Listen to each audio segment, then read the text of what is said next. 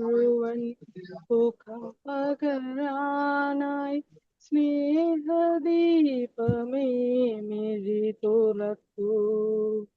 ലോകം മുഴുവൻ സുഖം പകരാനായി സ്നേഹദീപമേ മിഴി തുറക്കൂ. പതന നിവാരണ കനിവിന്നുറവേ കാട്ടിൻ നടുവിൽ വഴി തെളിക്കൂ.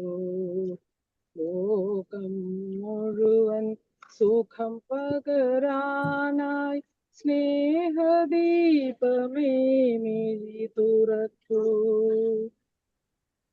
പരീക്ഷണത്തിൻ വാൾമുനയേറ്റി പടനിലത്തിൽ ഞങ്ങൾ വീഴുമ്പോൾ ഹൃദയക്ഷതിയായി രക്തം ചിന്തി മിഴിനീർ പുഴയിൽ താഴുമ്പോൾ തണലായി ദിവ്യൗഷധിയായി സാധാനാഥം പിടിക്കൂ. മുഴുവൻ സുഖം പകരാനായി സ്നേഹദീപമേ മിഴി തുറക്കൂ.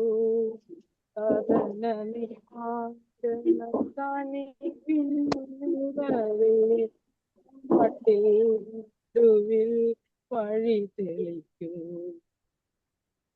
ഓം ശാന്തി. അടുത്തത് ഏവരെയും സ്വാഗതം ചെയ്യുന്നതിനായിട്ട് ഇന്നത്തെ ഈ മീറ്റിങ്ങിന് സ്വാഗതം ആശംസിക്കുന്നതിനായിട്ട് പ്രിയപ്പെട്ട രാധാജിയെ സാദരം ക്ഷണിക്കുന്നു. പ്രിയപ്പെട്ട പുനർനവ കുടുംബാംഗങ്ങളെ, മാസത്തിലെ 2-ാം ശനിയാഴ്ച 8:30 ആവാൻ നോക്കിയിരിക്കുന്നവരാണ് നമ്മൾ ഓരോരുത്തരും. നമ്മുടെ ഓരോരുത്തരുടെയും കഴിവുകളും ആ മനോരഥങ്ങളും എല്ലാം പ്രദർശിപ്പിക്കാനുള്ള, എല്ലാവരുമായിട്ട് പങ്കുവയ്ക്കാനുള്ള ഒരു അവസരമാണ് നമ്മുടെ സാന്ദ്രലയം പരിപാടി. ഏറെ ആകാംക്ഷയോടെയാണ് നമ്മൾ ഇത് കാത്തിരിക്കാറ്. അതുപോലെ ആ സുദിനം ഇന്ന് വന്നു ചേർന്നിരിക്കുകയാണ്. ഈ മാസത്തെ സാന്ദ്രലയം പരിപാടി ഇപ്പോൾ ആരംഭിക്കുകയാണ്.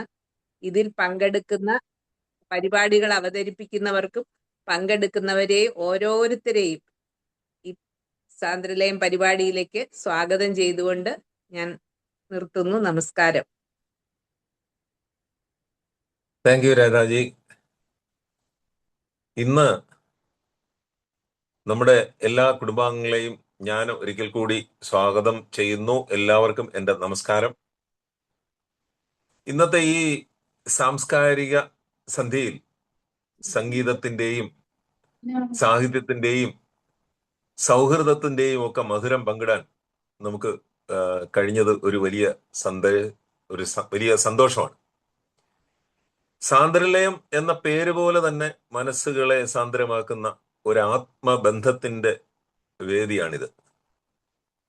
ഇന്ന് ഞാൻ എന്താണ് പറയണമെന്ന് ഇങ്ങനെ ആലോചിച്ചുകൊണ്ടിരുന്നപ്പോൾ സത്യത്തില് ഇന്നത്തെ ഒരു ഒരു ദിവസം എല്ലാവരും ആകാംക്ഷയോടെ കാത്തിരുന്ന ഒരു നമ്മുടെ കേരളത്തിന്റെ ഭരണസാരഥ്യം ആര് കൈകാര്യം ചെയ്യും എന്ന ഇങ്ങനെ നോക്കി ഇരുന്നയാണ്. അത് ഒരു ഹൈക്കമാൻഡാണ് തീരുമാനിക്കുന്നത് എന്നത് ഒരു വലിയ പ്രത്യേകതയായിട്ട് ഞാൻ കാണുന്നു.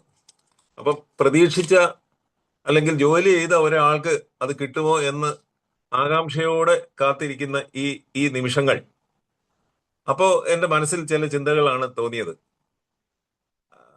നമ്മളൊക്കെ പല കാര്യങ്ങളും ചെയ്തു കഴിയുമ്പോഴും എന്തുകൊണ്ട് അതിന്റെ ഒരു നേട്ടം എനിക്ക് കിട്ടിയില്ല എന്ന് പലപ്പോഴും ചിന്തിച്ചു പോകാറുണ്ട്. അവിടെയാണ് ആത്മീയത നമ്മളെ കൈപിടിച്ച് ഉയർത്തുന്നത്. കഴിഞ്ഞ ദിവസങ്ങളിലൊക്കെ ഭഗവത്ഗീതയുടെ ക്ലാസ് ഒക്കെ കഴിഞ്ഞ ആ നിമിഷങ്ങളിൽ ഏറ്റവും സുപ്രധാനമായ ഒരു കാര്യം അതിനകത്തുള്ളത്, ഭഗവത്ഗീതയിൽ ശ്രീകൃഷ്ണൻ അർജുനനോട് പറയുന്ന ആ മഹത്തായ സന്ദേശമുണ്ട്. കർമ്മണ്യേ വാധികാരസ്തേ മാ ഫലേഷു കടാചന. അഥവാ നിനക്ക് അവകാശമുള്ളത് കർമ്മത്തിൽ മാത്രമാണ്, ഫലത്തിലല്ല. നമ്മൾ നല്ലത് ചെയ്യുക, സത്യസന്ധമായി പ്രവർത്തിക്കുക. ഫലം ഏത് സമയത്ത് എങ്ങനെ വരണം ആ തീരുമാനം എടുക്കുന്നതൊന്നും നമ്മളല്ല. അതേപോലെ തന്നെ ബൈബിള് നമ്മളെ പഠിപ്പിക്കുന്നുണ്ട്, everything is beautiful in his time. ദൈവത്തിന്റെ സമയത്ത് എല്ലാം മനോഹരമാകുന്നു എന്നാണ്. ചില വാതിലുകൾ ഉടൻ തുറക്കില്ല, ചില പ്രാർത്ഥനകൾക്ക് വൈകിയാണ് നമുക്ക് മറുപടി ലഭിക്കുന്നത്. അതുകൊണ്ട് പ്രാർത്ഥന ഒരിക്കലും പാഴായി എന്ന് നമ്മൾ പറയാറുമില്ല. ഖുറാനിൽ വളരെ മനോഹരമായ ഒരു വാക്യമുണ്ട്, അല്ലാഹു ഏറ്റവും നല്ല പദ്ധതിക്കാരനാണ്. നമ്മൾ കാണാത്ത വഴികളും നമ്മൾ മനസ്സിലാക്കാത്ത ഉത്തരങ്ങളും ദൈവം നമുക്കായി ഒരുക്കിയിട്ടുണ്ടാവും. അതുകൊണ്ടാണ് പലപ്പോഴും ജീവിതം നമ്മളെ പഠിപ്പിക്കുന്നത്, നമ്മൾ ശ്രമിക്കണം, കാത്തിരിക്കണം. പ്രാർത്ഥിച്ചാലും നമുക്ക് കാത്തിരിക്കേണ്ടി വരും. ഇന്ന് സമൂഹത്തിൽ ഏറ്റവും അധികം നഷ്ടപ്പെടുന്നത് ക്ഷമയാണ്. വാട്സപ്പിൽ മെസ്സേജിന് ഒരു 2 മിനിറ്റ് ഒരു പക്ഷേ നമ്മൾ മറുപടിക്കായി താമസിച്ചാൽ, ആ റിപ്ലൈ 2 മിനിറ്റിൽ താമസിച്ചാലും വിഷമിക്കുന്ന, അങ്ങേയറ്റത്തിരിക്കുന്ന ആള് വിഷമിക്കുന്ന ഒരു കാലമാണ്. അപ്പോൾ ദൈവത്തിന്റെ റിപ്ലൈ ഒരു പക്ഷേ കൂടുതൽ താമസിച്ചേക്കാം. പക്ഷെ ആ കാത്തിരിപ്പിനൊരു സൗന്ദര്യമുണ്ട്. കാരണം കാത്തിരിപ്പ് നമ്മളെ കൂടുതൽ ശക്തരാക്കുകയാണ് ചെയ്യുന്നത്. നമ്മുടെ ഇവിടെ അവതരിപ്പിക്കുന്ന ഈ സംഗീതവും കലയും എല്ലാം അതുപോലെയാണ്. ഒരു സംഗീതത്തിൽ അല്ലെങ്കിൽ ഒരു ഗാനത്തിൽ എല്ലാ സ്വരവും ഒരുമിച്ച് വന്നാൽ അവിടെയാണ് അത് സംഗീതമാകുന്നത്. ജീവിതവും ദൈവത്തിന്റെ ഒരു സംഗീതമാണ്. അതിലെ നമ്മൾ ഓരോരുത്തരും അതിലെ ഒരു ചെറിയ സ്വരങ്ങൾ മാത്രമാണ്. മുകളിലുള്ള ആ മഹാസംഗീതജ്ഞനാണ് ഇതെല്ലാം നിയന്ത്രിക്കുന്നത്. അതിനാൽ നമുക്കും നല്ലത് ചെയ്യാം, മനുഷ്യരെ സ്നേഹിക്കാം, പ്രാർത്ഥനകൾ തുടരാം. ഫലം വൈകിയാലും ആരുടെയും വിശ്വാസം നമുക്ക് നഷ്ടപ്പെടുത്താതിരിക്കാം. അവസാനം പ്രസിദ്ധനായ ലിയോ ടോൾസ്റ്റോയുടെ ആ വരി പറഞ്ഞ് ഞാൻ അവസാനിപ്പിക്കാം. ഗോഡ് സീസ് ദ ട്രൂത്ത് ബട്ട് വെയിറ്റ്സ്. ദൈവം സത്യം കാണുന്നു, പക്ഷേ ശരിയായ സമയത്തിനായി കാത്തിരിക്കുന്നു. ആ കാത്തിരിപ്പിൽ വിശ്വാസം നഷ്ടപ്പെടാതിരിക്കുന്ന മനുഷ്യരാണ് അവസാനം വിജയിക്കുന്നത്. എല്ലാവർക്കും വീണ്ടും നന്ദി. സാന്ദ്രലയം ഇന്നും എന്നും ഹൃദയങ്ങളിൽ സംഗീതമായി നിറയട്ടെ. Thank you so much. അടുത്തത് ഒരു ഹൃദയസ്പർശിയായ ഏറ്റവും നല്ല ഒരു കവിതയുമായി എത്തുന്നു ശ്രീ വിനോദൻ ജി. എല്ലാവർക്കും നമസ്കാരം. ഒരു ചെറിയൊരു കവിത പാടാൻ ശ്രമിക്കാം. ഞാൻ വലിയൊരു പ്രാക്ടീസൊന്നും ചെയ്തിട്ടില്ല.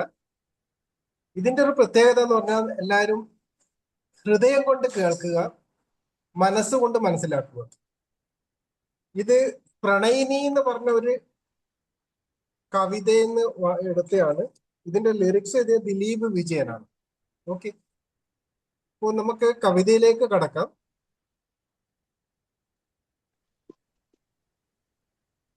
ഞാൻ എഴുതിയ വരികൾക്കൊക്കെ നീ എന്തിനീണം നൽകി, ഞാൻ പാടിയ പാട്ടുകൾക്കൊക്കെ നീ എന്തിനു താളം നൽകി.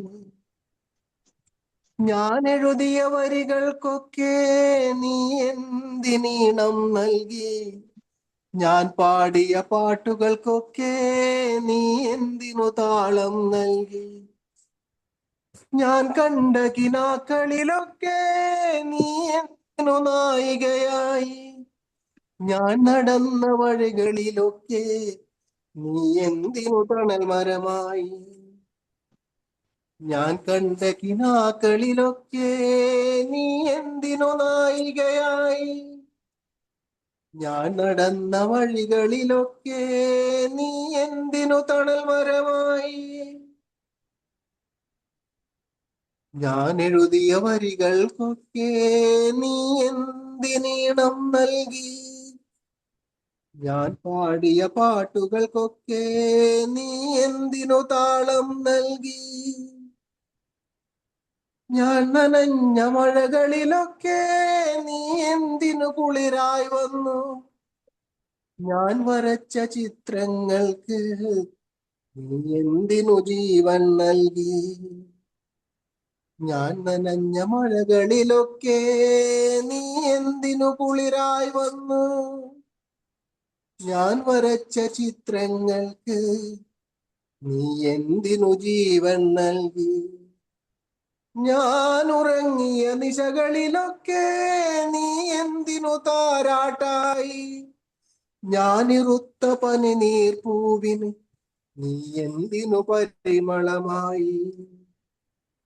ഞാൻ ഉറങ്ങിയ നിശകളിലൊക്കെ നീ എന്തിനു താരാട്ടായി?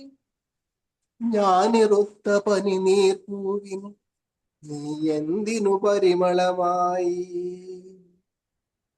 ഞാനിരുന്ന സായാഹ്നത്തിൽ നീ എന്തിനു പ്രണയിനിയായി? ഞാൻ തളർന്ന വേനലിലൊക്കെ നീ എന്തിനു പുതുമഴയായി? ഞാനിരുന്ന സായാഹ്നത്തിൽ നീ എന്തിനു പ്രണയിനിയായി? ഞാൻ തളർന്ന വേനലിലൊക്കെ നീ എന്തിനു പുതുമഴയായി? ഞാൻ കരഞ്ഞ രാവുകളിൽ നീ എന്തിനെൻമിഴിയായി? ഞാൻ കരഞ്ഞ രാവുകളിൽ നീ എന്തിനെൻമിഴിയായി? ഞാൻ എഴുതിയ വരികൾക്കൊക്കെ നീ എന്തിനു താളം നൽകി? ഞാൻ എഴുതിയ പാട്ടുകൾക്കൊക്കെ നീ എന്തിനു താളം നൽകി? ഞാൻ കണ്ട കിനാക്കളിലൊക്കെ നീ എന്തിനു നായികയായി?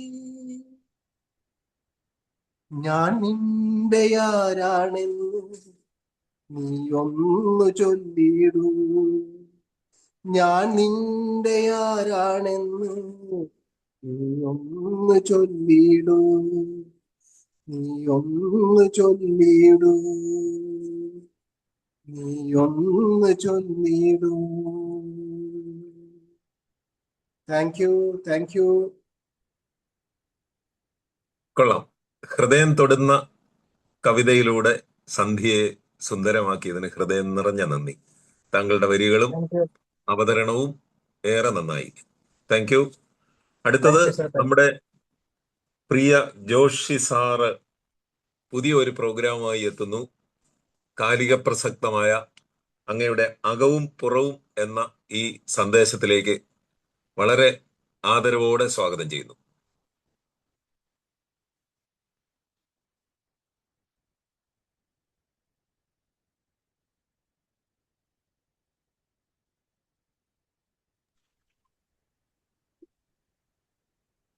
സാന്ദ്ര ലയത്തിന്റെ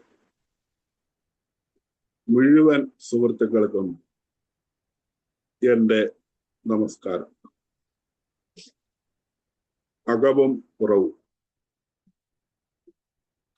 ഞാൻ ചെയ്യുന്ന ഒരു പുതിയ പരിപാടിയാണിത്. ഒരു വിഷയത്തിന്റെ അകവും പുറവും വളരെ ചെറിയ സമയം കൊണ്ട് ചിന്തിച്ചു പോവുക, ഒപ്പം മറ്റുള്ളവരെ ചിന്തിപ്പിക്കുക എന്നതാണ് ഇതിന്റെ സാരാംശം. കേരള സമൂഹത്തിൽ ഇപ്പോൾ നിറഞ്ഞു നിൽക്കുന്ന ചർച്ചകൾ തിരഞ്ഞെടുപ്പാണല്ലോ. അതുകൊണ്ട് ഇത്തവണ അത് അവതരിപ്പിക്കാമെന്ന് കരുതുന്നു. ആര് ജയിച്ചു ആര് തോറ്റു എന്നൊക്കെ നമ്മൾ അറിഞ്ഞു. അതിന്റെ വിശകലനങ്ങളും നമ്മൾ കേട്ടുകഴിഞ്ഞു. അതാണ് വിഷയത്തിന്റെ പുറം. ഇനി അതിന്റെ അകം. ഇടയ്ക്ക് പുറവും ചിലപ്പോൾ സൂചിപ്പിച്ചു പോകും. ഇവിടെ ഇരിക്കുന്ന എല്ലാവർക്കും ഏതെങ്കിലും രാഷ്ട്രീയ നിലപാടുകൾ ഉറപ്പായും ഉണ്ടാകും. ഇല്ലെന്ന് പറഞ്ഞാലും ഉണ്ടാകും. അതിനെക്കുറിച്ചല്ല എന്റെ പ്രതിപാദ്യം. ഉറപ്പിച്ച് ജയിക്കുമെന്ന് പറഞ്ഞ ചിലർ തോറ്റു. തോൽക്കും എന്ന് പറഞ്ഞ ചിലർ വിജയിച്ചു. എന്തുകൊണ്ട്? നിലപാടുകളുടെ വ്യത്യാസമനുസരിച്ച് വിലയിരുത്തലുകൾ മാറും. വിഷയത്തിലേക്ക് കടക്കാം. പത്തനാപുരത്ത് ഗണേഷ് കുമാർ എന്ന മന്ത്രി തോറ്റു. അദ്ദേഹം ജയിക്കുമെന്നാണ് മിക്കവാറും എല്ലാ മീഡിയകളും പറഞ്ഞത്. മറുനാടൻ മലയാളി ഷാജൻ സ്കറിയ മാത്രം മറിച്ച് ഉറപ്പിച്ചു പറഞ്ഞു തോൽക്കും. പാലായിൽ കാപ്പൻ, മണി സി കാപ്പൻ തോക്കും എന്ന് ഏറിയ പങ്കാളികളും പറഞ്ഞു. പക്ഷെ അദ്ദേഹം ജയിച്ചു. പാലക്കാട്, കണ്ണൂർ, ആലപ്പുഴ, തിരുവനന്തപുരം അങ്ങനെ എല്ലാ ജില്ലകളിലും കുറെ വിപരീതങ്ങൾ കാണുവാൻ സാധിക്കും. ഗണേശനിലേക്ക് തിരിച്ചു വരാം. നഷ്ടത്തിലായിരുന്ന KSRTCയിലെ ജീവനക്കാർക്ക് എല്ലാ മാസവും കൃത്യമായി ശമ്പളം നൽകി തുടങ്ങി. അടുത്ത കാലം പുതുമയുള്ള പല കാര്യങ്ങളും വകുപ്പിൽ നടപ്പാക്കി. റൂട്ടുകൾ പ്രത്യേകിച്ചു ഗവൺമെന്റ് ക്ഷേമ പെൻഷൻ തീർത്തു നൽകി. ഒരു മാസം അഡ്വാൻസും നൽകി. വിജയിക്കാൻ ഇതിൽ കൂടുതൽ എന്തു വേണം? പ്രിയരെ, ഓരോ മുന്നണിക്കും ഓരോ കക്ഷിക്കും അടിസ്ഥാന വോട്ടർമാർ, പിന്തുണയ്ക്കുന്ന അണികൾ, അഭിതേകാംക്ഷികൾ ഒക്കെയുണ്ട്. ഈ പറഞ്ഞ ഗണങ്ങളുടെ പൊതു സ്വഭാവം മനസ്സിലാകാതെ പോകുന്നു ചില അവസരങ്ങളിൽ രാഷ്ട്രീയക്കാർക്ക്. കേരള കോൺഗ്രസിന്റെ അണികൾ പിന്തുണക്കാർ, CPMന്റെ പ്രധാന അണികൾ, BJPയുടെ പ്രധാന അണികൾ, കോൺഗ്രസിന്റെ പ്രധാന അണികൾ, ഇവരെ കുറിച്ചൊക്കെ അതാത് പാർട്ടികൾക്ക് ധാരണ വേണം. പ്രധാനമായി ആരൊക്കെയാണ് അവരുടെയൊക്കെ പാർട്ടികളിലുള്ളതെന്ന് അവർ അറിഞ്ഞിരിക്കണം. എല്ലാവരും എല്ലാ പാർട്ടിയിലും ഉണ്ട്. എങ്കിലും മെയിൻ ഫ്ലഷ് മജോറിറ്റി അതിലൊക്കെ ആരാണ് എങ്കിൽ മാത്രമേ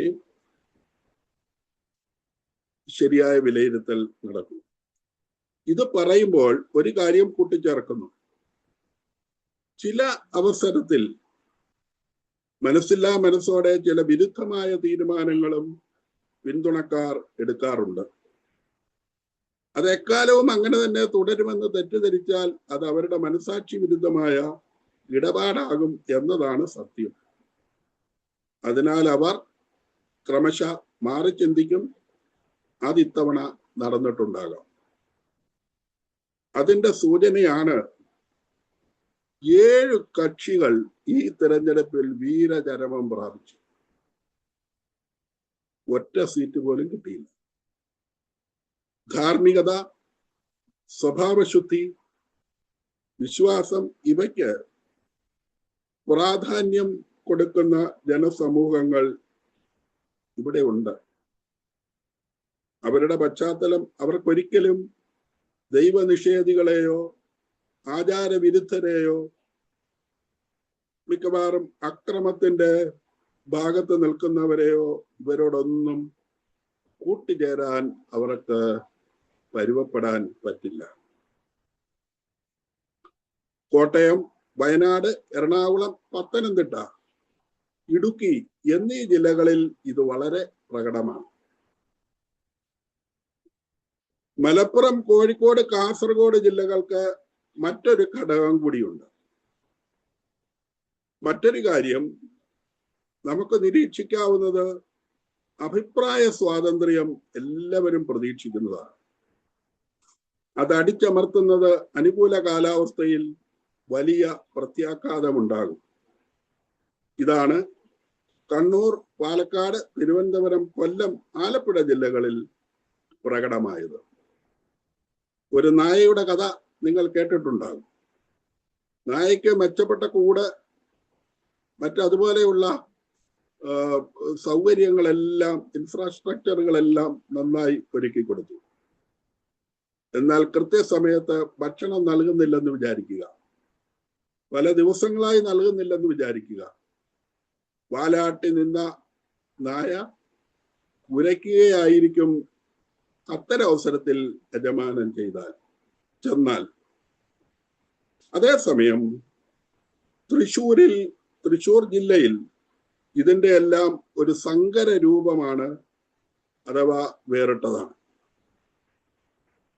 നല്ല കാര്യങ്ങൾ ചെയ്തതുകൊണ്ട് മാത്രം ഒരാൾ തിരഞ്ഞെടുപ്പിൽ വിജയിക്കില്ല. പലതരം ഘടകങ്ങൾ കൃത്യമായി വർക്ക് ചെയ്യുമ്പോഴാണ് വീട്ടിലിരിക്കുന്ന ഒരു വോട്ടറുടെ വോട്ട് പെട്ടിയിൽ വീഴുക. അതുകൊണ്ടുമായില്ല. ഇത് എണ്ണി ഫലം പുറപ്പെടുവിക്കുന്നത് വരെ വേറെയും ചില കാര്യങ്ങൾ അനുകൂലമാകണം. ഇതെല്ലാം ഫലപ്രദമാകുമ്പോഴാണ് ഒരാൾ വിജയിക്കുക. മറ്റൊന്ന്, മുന്നണി എന്നത് കേരളത്തിൽ ഒരു വലിയ യാഥാർത്ഥ്യമാണ്.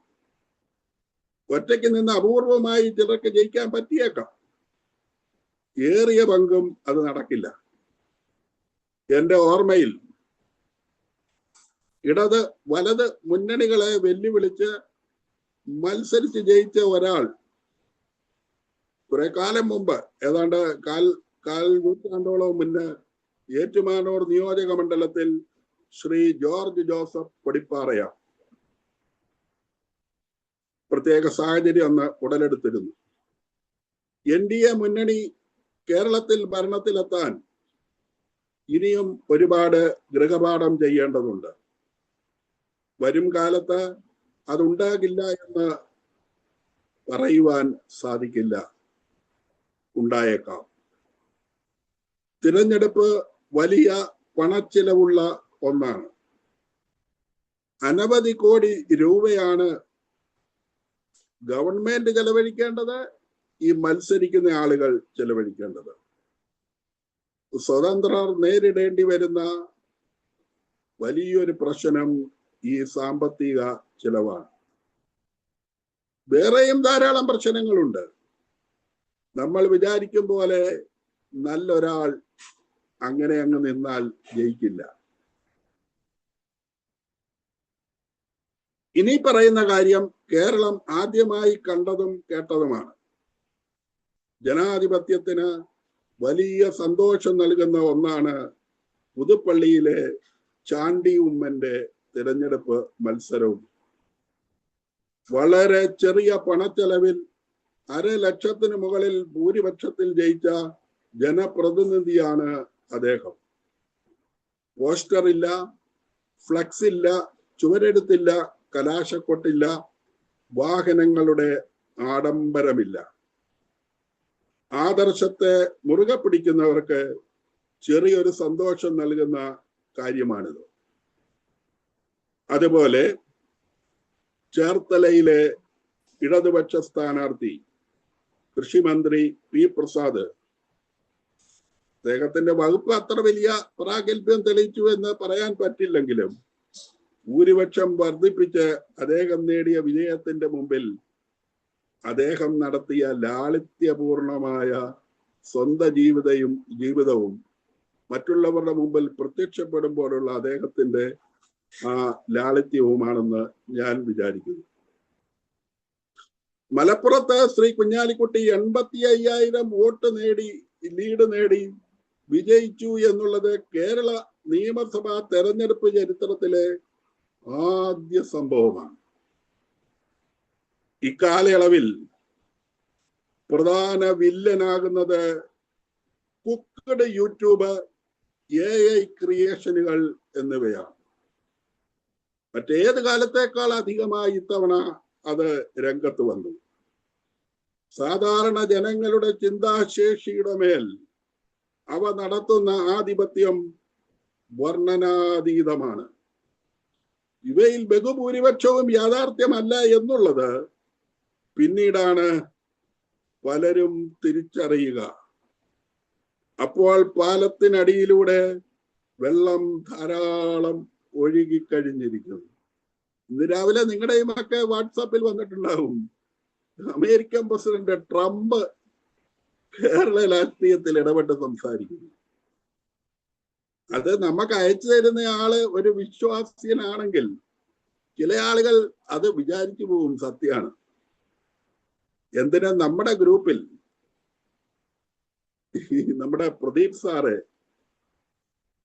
മോഡി തിരുവനന്തപുരത്ത് വന്ന ദിവസം അദ്ദേഹത്തോടൊപ്പം ചായ കുടിച്ചുകൊണ്ടിരിക്കുന്ന ഫോട്ടോ കണ്ട് ആദ്യത്തെ ഏതാനും മണിക്കൂറുകളെങ്കിലും വിശ്വസിച്ച കുറെ പേരുണ്ട്.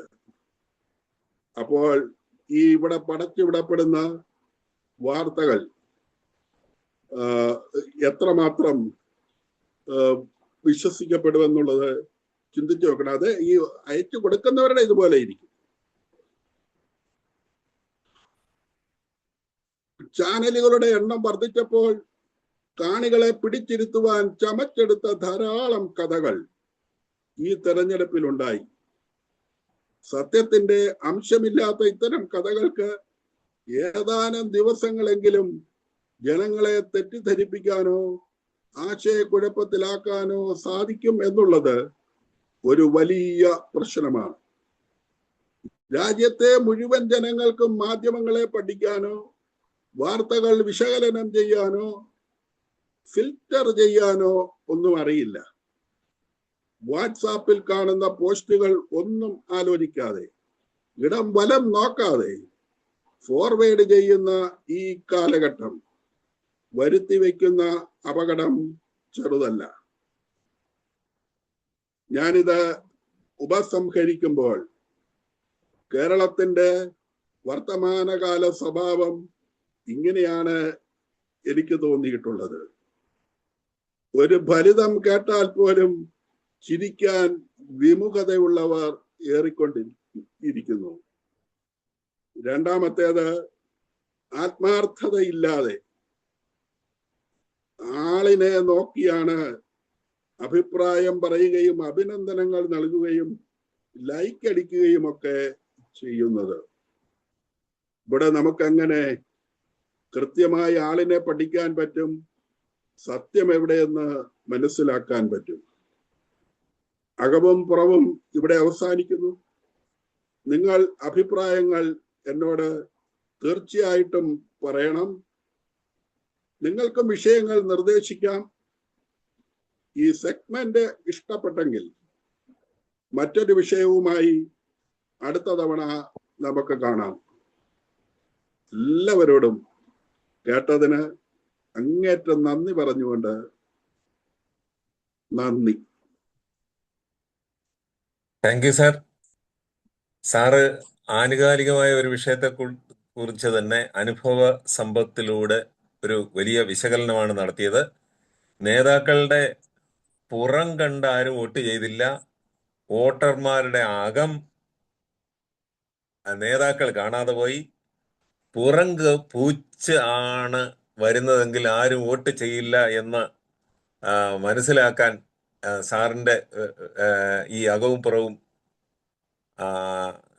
ഞങ്ങൾക്ക് ഇടയാക്കി. തീർച്ചയായിട്ടും ഒരു പിന്നെ സ്ഥിരം അകവും പുറവും ഒരു പങ്ക്തി ആരംഭിച്ചതിലൂടെ എനിക്കുള്ള ഒരു 10 മിനിറ്റ് അല്ലെങ്കിൽ ഈ 1 മണിക്കൂറിന്റെ സാന്ദ്രലയത്തിന്റെ ഒരു 10 മിനിറ്റ് ഒരു പ്രോഗ്രാം കൂടെ അധികത്തിലായതിൽ വളരെ സന്തോഷമുണ്ട്. Thank you so much sir. അപ്പോ അടുത്തത് ഒരു ഗാനവുമായി വരുന്നു നമ്മുടെ ഭാസ് സാർ.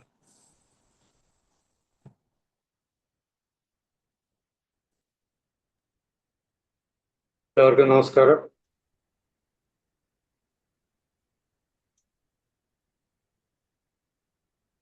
തുടങ്ങാലോ?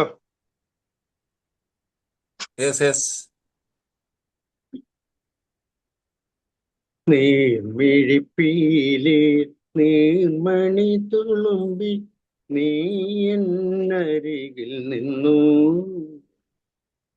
കണ്ണുനി തുടക്കാതെ ഒന്നും പറയാതെ നിന്നു ഞാനുമൊരന്യനെ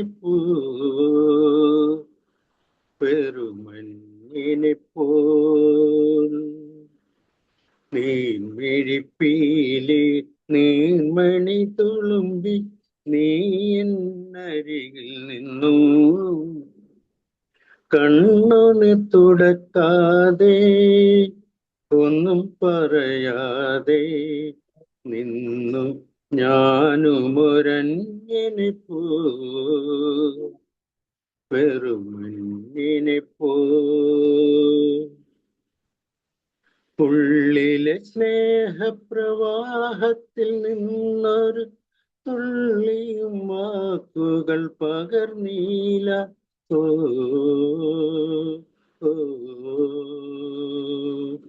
ഉള്ളിലെ സ്നേഹപ്രവാഹത്തിൽ നിന്നൊരു തുള്ളിയും വാക്കുകൾ പകർന്നീല മാനസഭാവങ്ങൾ മൗനത്തിലൊളിപ്പിച്ചു മാനിനി നാമിരുന്നു നീമിഴിപ്പീലെ നീർമണി തുളുമ്പി നീ എന്നരികിൽ നിന്നു കണ്ണുനീർ തുടക്കാതെ ഒന്നും പറയാതെ നിന്നു ഞാനുമൊരന്യനെ പോ വെറുമന്യനെ പോ അജ്ഞാതനാം സഹയാത്രികഞ്ഞ നിന്റെ ഉൾപ്പൂവിൻ തുടിപ്പുകളറിയുന്നു ഓ ഓ. അജ്ഞാതനാം സഹയാത്രികഞ്ഞ നിന്റെ ഉൾപ്പൂവിൻ തുടിപ്പുകളറിയുന്നു നാം അറിയാതെ നാം കൈമാറിയില്ലെത്ര മോഹങ്ങൾ നൊമ്പരങ്ങൾ നീമിഴിപ്പീലെ നീർമണി തുളുമ്പി നീ എന്നരികിൽ നിന്നു കണ്ണുനീർ തുടക്കാതെ ഒന്നും പറയാതെ നിന്നു ഞാനുമൊരന്യനെ പോ വെറുമന്യനെ പോ ബസ്. നല്ല ഒരു കവിത, നന്നായി പാടി. Thank you sir. അടുത്തത് കഥാഖ്യാനവുമായി വരുന്നു നമ്മുടെ Mohandas G. Welcome Mohandas G. എല്ലാവർക്കും നമസ്കാരം.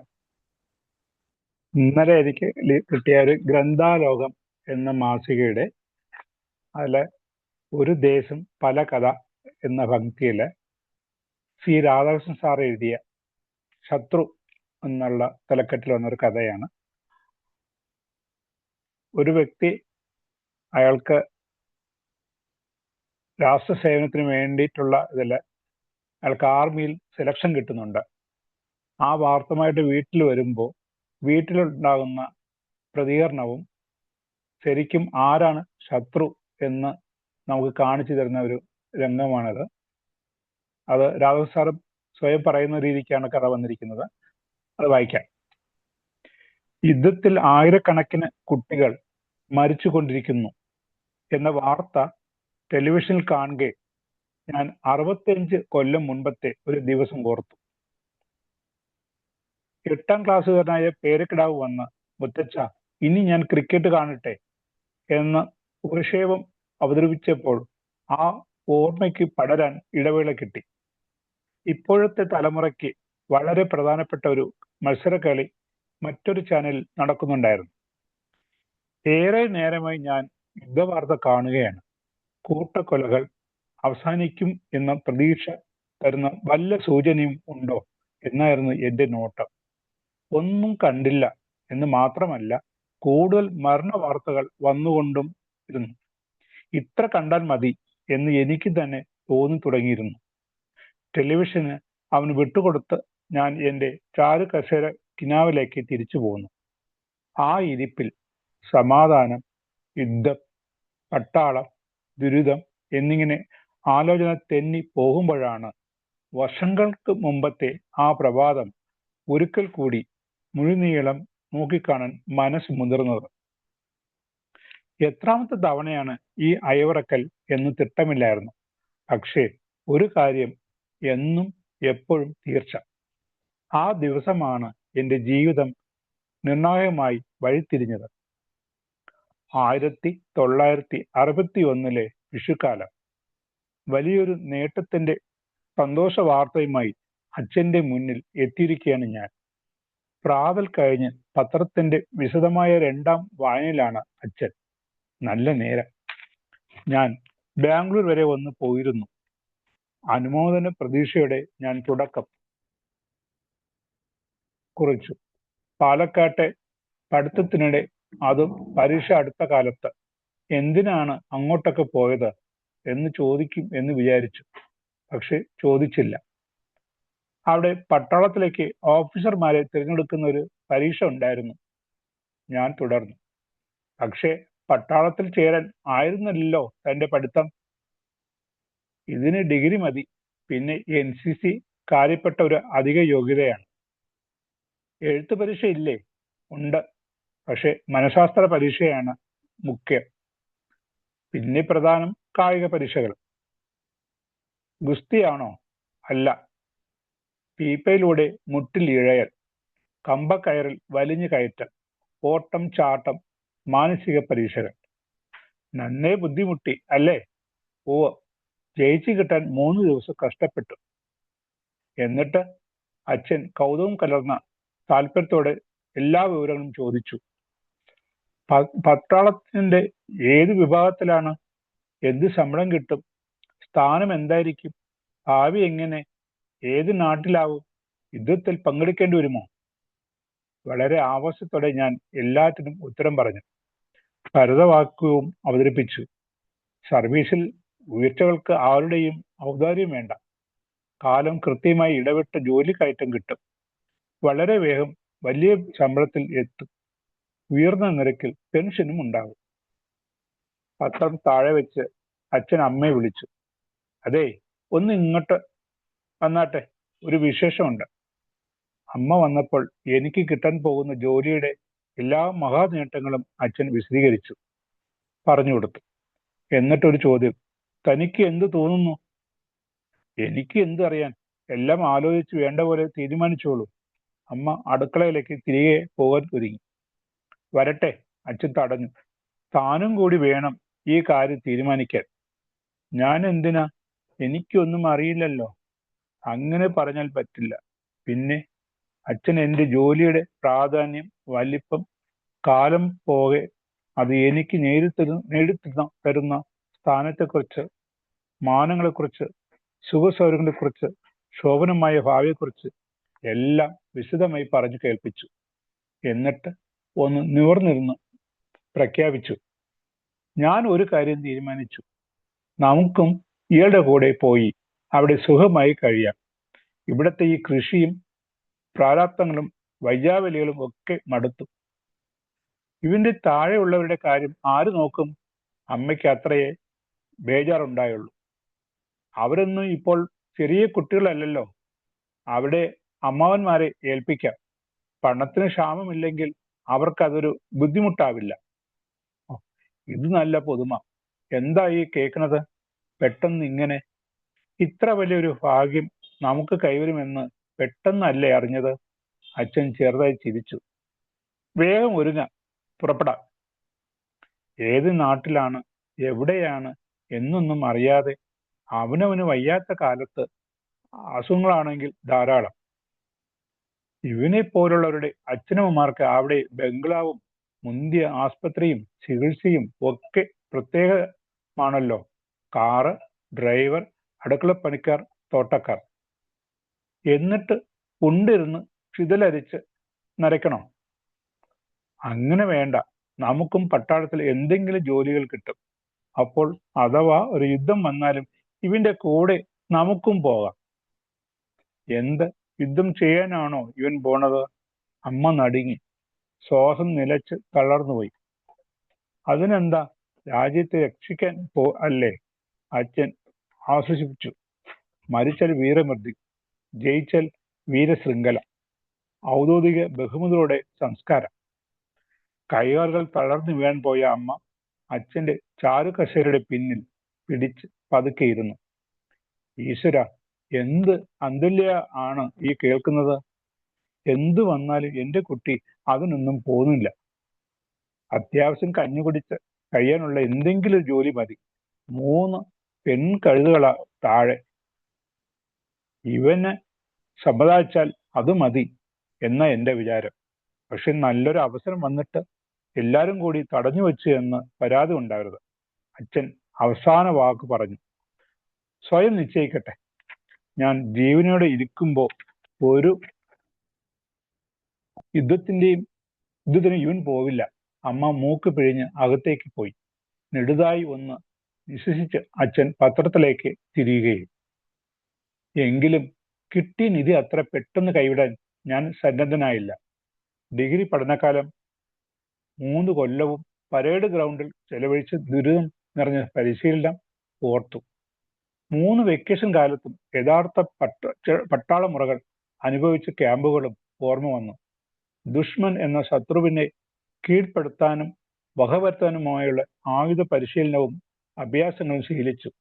303 അസോൾട്ട് റൈഫിൾ ഷൂട്ടിങ്ങിൽ ഒരു ക്യാമ്പിൽ 2ാം സ്ഥാനവും അവസാനത്തെ ക്യാമ്പിൽ ബയനറ്റ് ചാർജിലും ചാരവൃത്തിയിലും ഗ്രനേഡ് ഉപയോഗിക്കുന്നതിലും 3ാം സ്ഥാനവും കിട്ടി.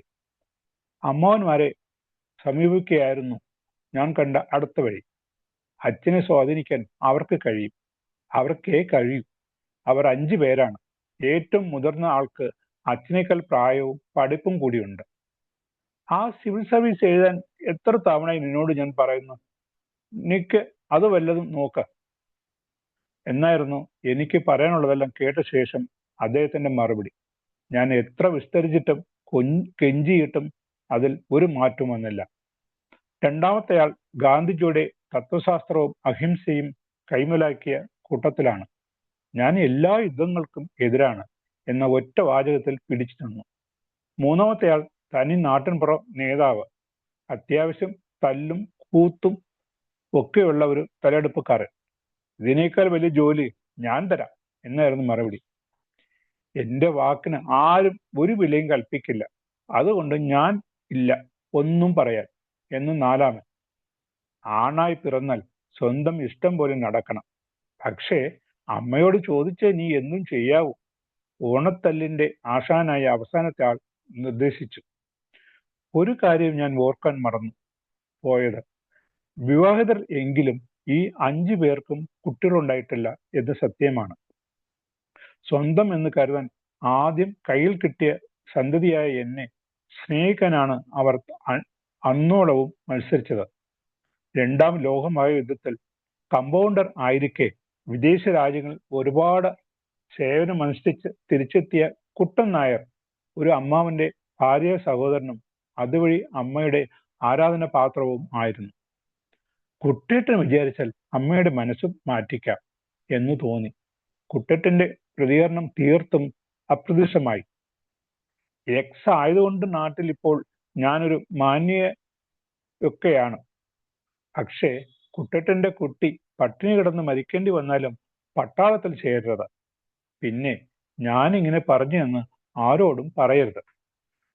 കുട്ടേട്ടനെ വിളിപ്പിച്ചു വരുത്തി നേരിൽ സംസാരിക്കാതെ അമ്മ ഈ കാര്യത്തിൽ എന്നെ വിശ്വസിക്കില്ല എന്തു തന്നെ ഞാൻ പറഞ്ഞാലും. അപ്പോഴാണ് അവസാനത്തെ അത്താണി എന്ന മട്ടിൽ ഒരു കാര്യം എനിക്ക് ഓർമ്മ വന്നത്. അച്ഛമ്മ പറഞ്ഞാൽ അച്ഛൻ തള്ളില്ല. പതിവ് പോലെ അച്ഛമ്മ എല്ലാം ശാന്തയായി കേട്ടു. പുറത്തെ കോലായിൽ കാലും നീട്ടിയിരുന്ന് 4ഉം കൂട്ടി മുറുക്കുകയാണ്. പുകയിലയുടെ ലഹരിയിൽ കണ്ണുമടച്ച് ലൈറ്റ് തെല്ലിട ചിന്തിച്ചു. അതിൽ നിന്ന് ഉണർന്നപ്പോൾ പറഞ്ഞത്, സ്വയബുദ്ധിയുള്ള ആരും പട്ടാളത്തിൽ ചേരില്ല. അപ്പോൾ അച്ഛമ്മേ, നമ്മുടെ നാടിനെ ശത്രുക്കളിൽ നിന്ന് ആര് രക്ഷിക്കും? നാട്ടിൽ ശേഷിയുള്ളവരൊക്കെ യുദ്ധത്തിൽ ഭരിച്ചാൽ പിന്നെ അങ്ങോട്ട് ആര് രക്ഷിക്കും നാടിനെ? അയൽ രാജ്യം നമ്മോട് അംഗം പ്രഖ്യാപിക്കുമ്പോഴോ? രാജാക്കന്മാർക്ക് അതിമോഹമോ പരസ്പര ശത്രുതയോ ഉണ്ടെങ്കിൽ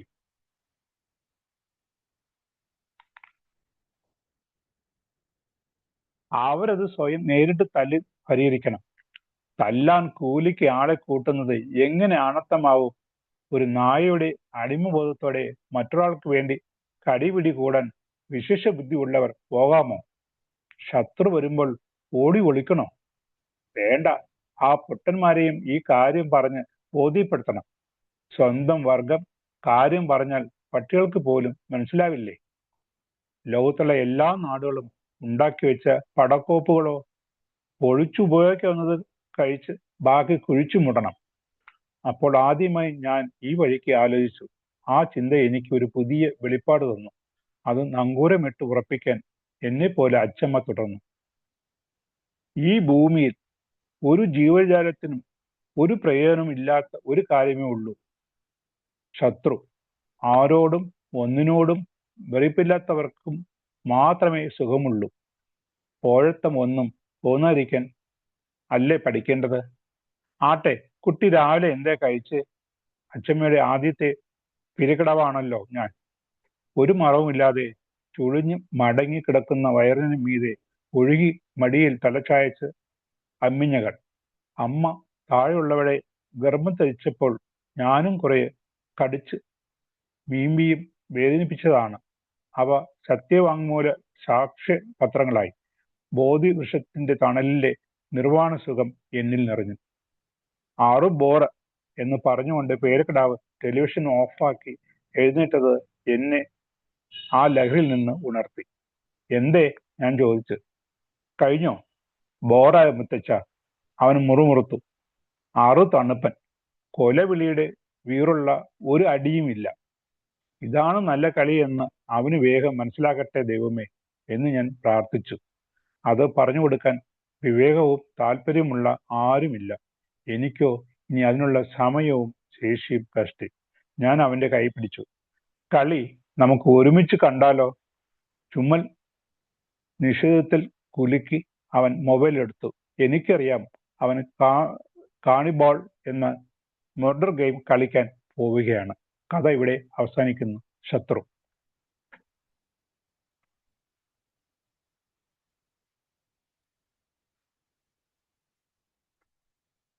കഥ എല്ലാവരും ശ്രമിച്ചു കാണുമെന്ന് വിചാരിക്കുന്നു. താങ്കളുടെ കഥാഖ്യാനത്തിന് വളരെ നന്ദി. അടുത്ത ഒരു കവിതയുമായി വരുന്നു നമ്മുടെ സുനിത അജയൻ. എല്ലാവർക്കും നമസ്കാരം. എന്റെ വിദ്യാലയം എന്ന ആൽബത്തിലെ ഒരു ഗാനമാണിത്. ഞാൻ വീഡിയോ നോക്കിയാണ്. എത്ര മനോഹരം എന്റെ വിദ്യാലയം, എന്തു മധുരമീ ഓർമ്മകൾക്ക്. എത്ര മനോഹരം എന്റെ വിദ്യാലയം, എന്തു മധുരമീ ഓർമ്മകൾക്ക്.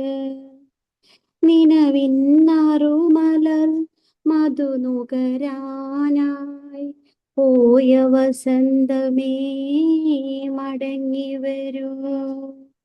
എത്ര മനോഹരം എന്റെ വിദ്യാലയം, എന്തു മധുരമീ ഓർമ്മകൾക്ക്. മനസ്സിൻ മണിച്ചെപ്പിൽ മാഞ്ഞു പോകാതെ നാം ഒരു മയിൽ പീലി പോൽ ചേർത്തു വച്ചു. മനസ്സിൻ മണിച്ചെപ്പിൽ മാഞ്ഞു പോകാതെ നാം ഒരു മയിൽ പീലി പോൽ ചേർത്തു വച്ചു. നിറമുള്ള കൗമാര നഷ്ടചിത്രങ്ങളെ തിരികെ വരൂ, എൻ്റെ കൂടെ വരൂ. സുന്ദര സ്വപ്നങ്ങൾ നെയ്തു തരൂ. എത്ര മനോഹരം എൻ്റെ വിദ്യാലയം. പനിമതി പോലെ പ്രണയവർണ്ണങ്ങളന്ന് തനുവിലും കരളിലും പെയ്തിറങ്ങി.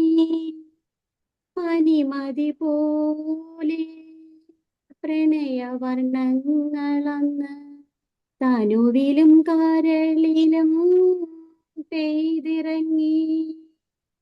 വിറയാർന്ന ചുണ്ടിൽ നിന്നുതിരാത്ത വാക്കുകൾ അകതാരിലെങ്ങോ വിതുമ്പി നിന്നു.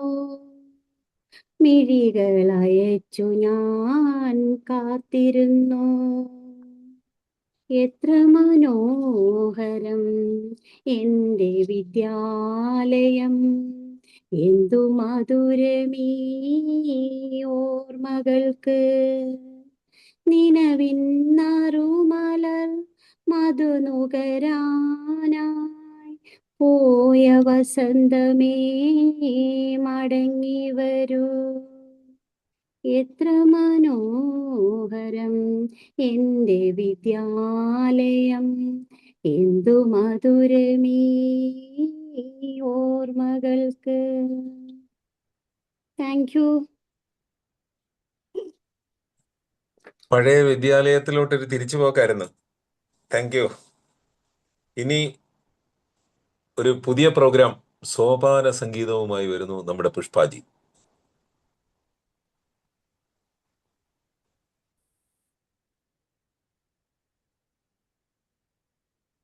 ശ്രീ ഏലൂർ ബിജു രചിച്ച് എഴുതി ചിട്ടപ്പെടുത്തിയ ഒരു സോപാന സംഗീതമാണ്. ഞാൻ ആദ്യമായിട്ടാണ് ഞാൻ പാടുന്നത്.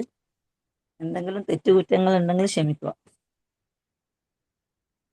ചന്ദ്രശേഖര ഭവൽ പദങ്ങൾ ഹൃദി സന്തതം വിളയാടുവാൻ, സങ്കടങ്ങളഖിലം പൊഴിഞ്ഞു ശിവശങ്കരന്റെ കൃപയേശുവാൻ, ഗംഗയാറും ജടയിൽ ധരിച്ചു ശിവഗംഗയാക്കിയ മഹേശ്വരൻ, തൻ കടാക്ഷ ശരമേൽക്കുവാൻ ഹൃദയഗീതമിന്നു സമർപ്പണം. തൻ കടാക്ഷ ശരമേൽക്കുവാൻ ഹൃദയഗീതമിന്നു സമർപ്പണം. ശംഭോ ശംഭോ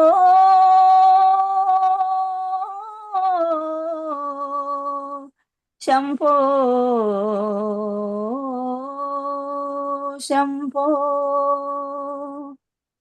നാഗഭൂഷിത പദങ്ങളും ചടുല താളമോടു തിരുനടനവും, ഭസ്മഭൂഷിതമുരസ്ഥലം ഹരിണ ചർമ്മവും പണിഗണങ്ങളും, നാഗഭൂഷിത പദങ്ങളും ചടുല താളമോടു തിരുനടനവും, ഭസ്മഭൂഷിതമുരസ്ഥലം ഹരിണ ചർമ്മവും പണിഗണങ്ങളും, വാസുകി പരിവിശോഭിതം വിമലവക്ഷസുംഭവഭയാപഹം, ചന്ദ്രശേഖര തെളിഞ്ഞു കാണണം അന്തികേ മമ സദാശിവ.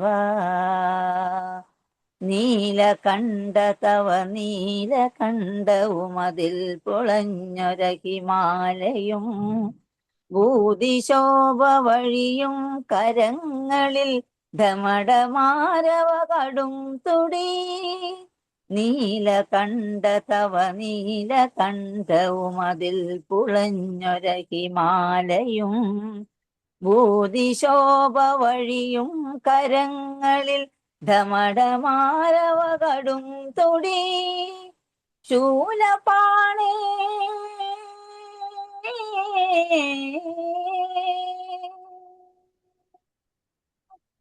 ശൂലപാണി മഹാത്രിശൂല മധുർഗവുമേ നിഗതിയേകുവാൻ, ചന്ദ്രശേഖര തെളിഞ്ഞു കാണണം അന്തികേ മമ സദാശിവ.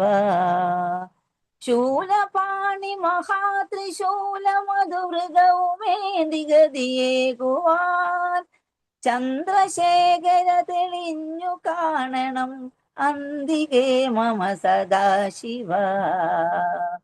സ്കന്ധമാർന്നുമിടതൂർന്നു മുഗ്രവിഷ സർപ്പമേറിഴയുന്നൊരാ, ജടയുമുള്ളിൽ വിലസുന്ന ഗംഗയും അടിയനൊന്നു മഴ പോക്കണം.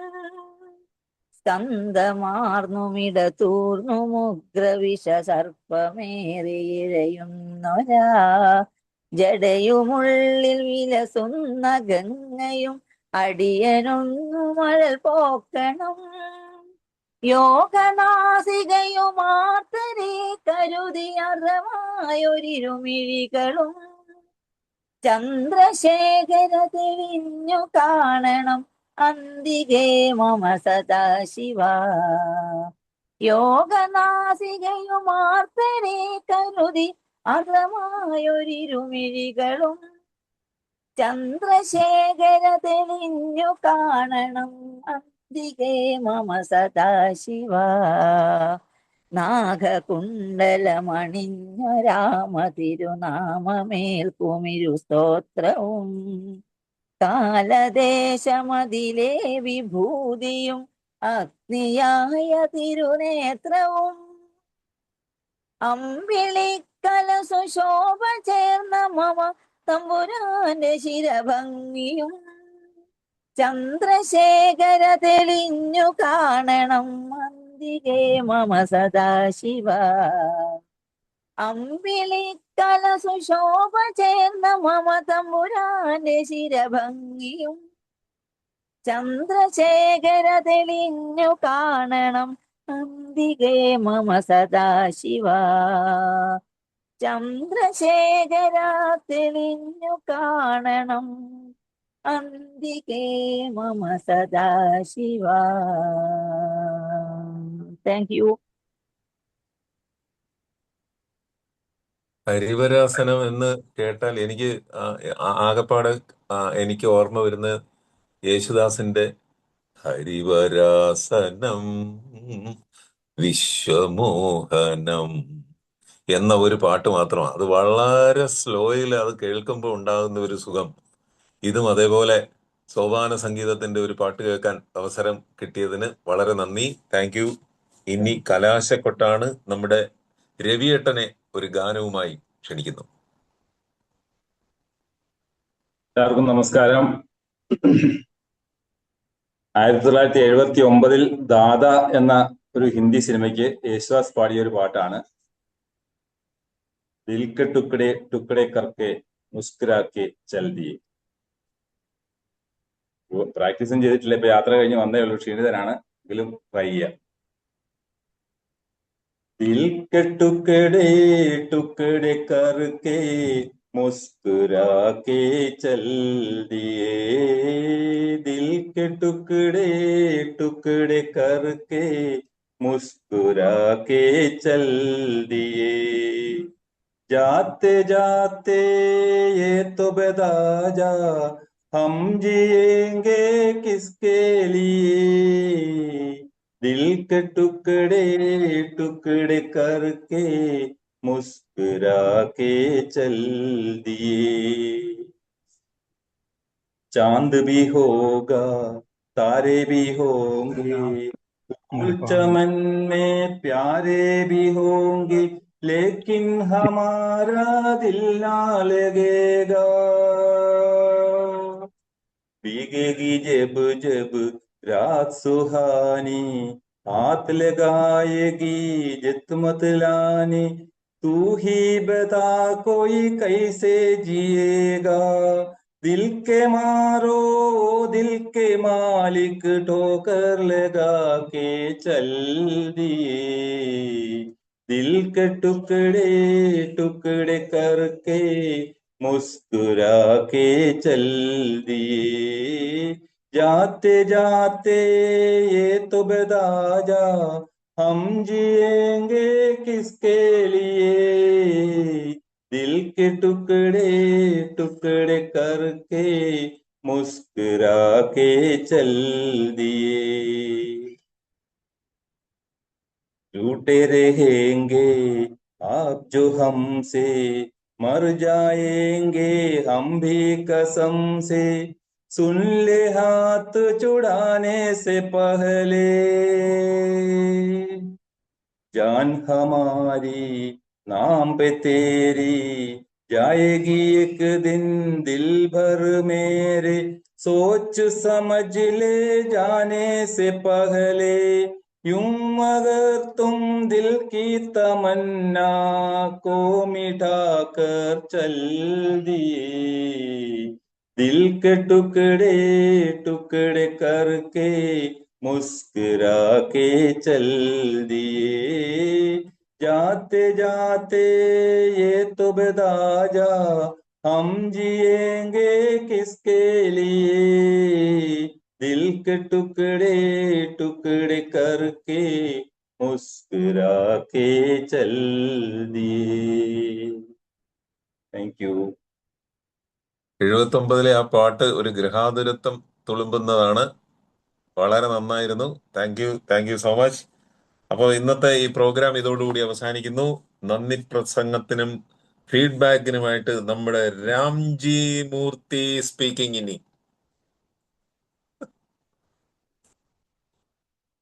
Welcome Thank Ramji. you, sir.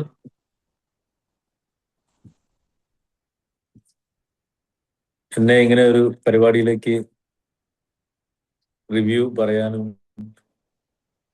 നന്ദി പറയാനും ക്ഷണിച്ചതിന് ആദ്യമേ നന്ദി പറയുന്നു. സ്വയം നന്ദി പറയാൻ അവസാനം കഴിഞ്ഞില്ലെങ്കിലും എന്നുകൊണ്ടാണ് ആദ്യം തന്നെ സ്വയം ഒരു നന്ദി പറയുന്നത്. നമ്മുടെ ഇന്നത്തെ പ്രോഗ്രാം സ്റ്റാർട്ട് ചെയ്തത് നമ്മുടെ അംബികാജിയുടെ മനോഹരമായ ഒരു പ്രാർത്ഥന, ഹൃദയത്തെ തൊടുന്ന ഒരു പ്രാർത്ഥനാ ഗീതത്തോടു കൂടിയായിരുന്നു. അംബികാജിക്ക് ഹൃദയത്തിന്റെ ഭാഷയിൽ നന്ദി. തുടർന്ന് രാധാജിയുടെ സ്വാഗതം പതിവ് പോലെ വളരെ മനോഹരമായി രാധാജി സ്വാഗത പ്രസംഗം നടത്തി. തുടർന്ന് ഹൃദയം തൊടുന്ന ഒരു നല്ല കവിതയിലൂടെ നമ്മുടെ വിനോദൻജി നമ്മുടെ ഹൃദയം കവർന്നു. ജോഷി സാർ അവതരിപ്പിച്ച അകവും പുറവും, തെരഞ്ഞെടുപ്പിന്റെ അകവും പുറവും പരിപാടി നമ്മെ ഏറെ ചിന്തിപ്പിച്ചു വന്നതാണ്. പുതുമയുള്ള ഈ പരിപാടി അവതരിപ്പിച്ച ജോഷി സാറിന് പ്രത്യേക നന്ദി. പക്ഷേ പല കാര്യങ്ങളും മുൻകൂട്ടി പറയാനുള്ള ഒരു കഴിവുള്ള ജോഷി സാറിന് പോലും നമ്മുടെ വരാൻ പോകുന്ന മുഖ്യമന്ത്രി ആരാണെന്ന് പറയാൻ കഴിഞ്ഞില്ല എന്നത് വളരെ ശ്രദ്ധേയമായിട്ട് തോന്നുന്നു. ബാസിസ അവതരിപ്പിച്ച നീർമിഴിപ്പീലി എന്നുള്ള ഗാനം നമ്മളെല്ലാ പ്രേക്ഷകരെയും ഏറെ ആനന്ദിപ്പിച്ചു. പാട്ട് കേട്ട് കേട്ട് ബാസിസ് സാർ എല്ലാവർക്കും ഒരു അന്യനായതുപോലെ തോന്നി. അന്യനായ ബാസിസ് സാർ ഒരു മരീചികയായി പോവാതിരിക്കാൻ നമ്മൾ ശ്രദ്ധിക്കേണ്ടിയിരിക്കുന്നു. നായനാർ സാർ അവതരിപ്പിച്ച അദ്ദേഹം നമ്മുടെ പുനർനവയുടെ ഒരു ഔദ്യോഗിക കഥാകാരൻ കൂടിയാണ്. പ്രതീക്ഷ തെറ്റിക്കാതെ വളരെ മനോഹരമായ ഒരു കഥയാണ് അദ്ദേഹം പറഞ്ഞത്. അദ്ദേഹത്തിനും നന്ദി. ശ്രീമതി സുനിത അജയൻ അവതരിപ്പിച്ച കവിത പി സുശീലയെ ഓർമ്മിപ്പിച്ചു. മനസ്സിന്റെ മടിത്തട്ടിൽ ഒളിപ്പിച്ച ആ സുന്ദര സ്വപ്നങ്ങൾ ഇനിയെങ്കിലും യാഥാർത്ഥ്യമാവട്ടെ എന്ന് ഹൃദയപൂർവ്വം ആശംസിക്കുന്നു. ഇത്ര മനോഹരമായ ഒരു കവിത ചൊല്ലിയ ശ്രീമതി സുനിത അജയന് ഹൃദയത്തിന്റെ ഭാഷയിൽ നന്ദി പറയുന്നു. തുടർന്ന് നമ്മുടെ പുഷ്പാജി സോപാന സംഗീതമാണ് അവതരിപ്പിച്ചതെന്നാണ് പറഞ്ഞത്. അവരുടെ പാട്ട് കേട്ട് അതില് സ്വദേശത്തും വിദേശത്തുമുള്ളവർ ആനന്ദ തുന്തിലരായി. പ്രത്യേകിച്ച് കാനഡയിലുള്ള നമ്മുടെ അനിൽ സാർ വിട്ട മഞ്ഞ ബലൂണുകൾ പോലെ വളരെ മനോഹരമായൊരു, പ്രത്യേകിച്ച് പുഷ്പാജിക്ക് പറ്റിയ അത്ര നല്ലൊരു, ശരിക്കും ഇന്നത്തെ പ്രോഗ്രാമിന്റെ ഏറ്റവും വലിയ ഹൈലൈറ്റ് പുഷ്പാജിയുടെ ഈ ഗാനമായിരുന്നു, എടുത്തു പറയേണ്ടതുണ്ട്. വളരെ മനോഹരമായിട്ട് അത് അവതരിപ്പിച്ചു. പുഷ്പാജിക്ക് ഒരിക്കൽ കൂടി എല്ലാവരുടെയും പേരിൽ നന്ദി ആശംസിക്കുന്നു. രവിയേട്ടന്റെ പഴയ അദ്ദേഹം പട്ടാളത്തിലുള്ള കാലത്തുള്ള ആ ഗാനം എല്ലാവരുടെയും ഹൃദയം തുക്കടാ കരുതിയ അദ്ദേഹത്തിനും വളരെ ഹൃദയപൂർവ്വം നന്ദി ആശംസിക്കുകയാണ്. ഈ പരിപാടിക്ക് ഇതുപോലെ ആതിഥ്യം വഹിച്ച നമ്മുടെ പ്രിയങ്കരനായ ജേക്കബ് സാറിനും അതുപോലെ ഈ പരിപാടി സശ്രദ്ധം ഉറങ്ങാതെ കേട്ടിരുന്ന എല്ലാവർക്കും വളരെ നന്ദി അറിയിക്കുകയാണ്. ഇതുപോലുള്ള പരിപാടികൾ ഇനിയും പുനർനവയിൽ ഉണ്ടാവട്ടെ. അതൊക്കെ ഈ ഉറക്കം വരുമ്പോൾ മുഖം കഴുകിക്കൊണ്ട് എല്ലാവരും കേട്ടിരിക്കാനുള്ള ഒരു സന്മനസ് കാണിക്കണം എന്ന് മാത്രം അഭ്യർത്ഥിച്ചുകൊണ്ട് എൻ്റെ ഈ വാക്കുകളോട് അവസാനിപ്പിക്കുന്നു. നന്ദി, നമസ്കാരം. Thank U. നന്ദി പറഞ്ഞ റാംജി റാവുവിന്, റാവു അല്ല റാംജി മൂർത്തിക്ക് ഒരിക്കൽ കൂടി എല്ലാവരുടെയും പേരിൽ നന്ദി പറയുന്നു. ഇന്നത്തെ ഈ പ്രോഗ്രാം സമയബന്ധിതമായി പൂർത്തീകരിക്കാൻ കഴിഞ്ഞതിൽ എല്ലാവർക്കും ഒരിക്കൽ കൂടി നന്ദി പറഞ്ഞുകൊണ്ട് സാന്ദ്രലയത്തിന്റെ അടുത്ത ഒരു പ്രോഗ്രാമിലേക്ക് വീണ്ടും എല്ലാവരെയും സ്വാഗതം ചെയ്തുകൊണ്ട് എല്ലാവർക്കും ശുഭരാത്രി ആശംസിച്ചുകൊണ്ട് ഞാനും നിർത്തുന്നു. നന്ദി, നമസ്കാരം. ഒരാൾക്ക് നന്ദി പറയാൻ മറന്നുപോയി.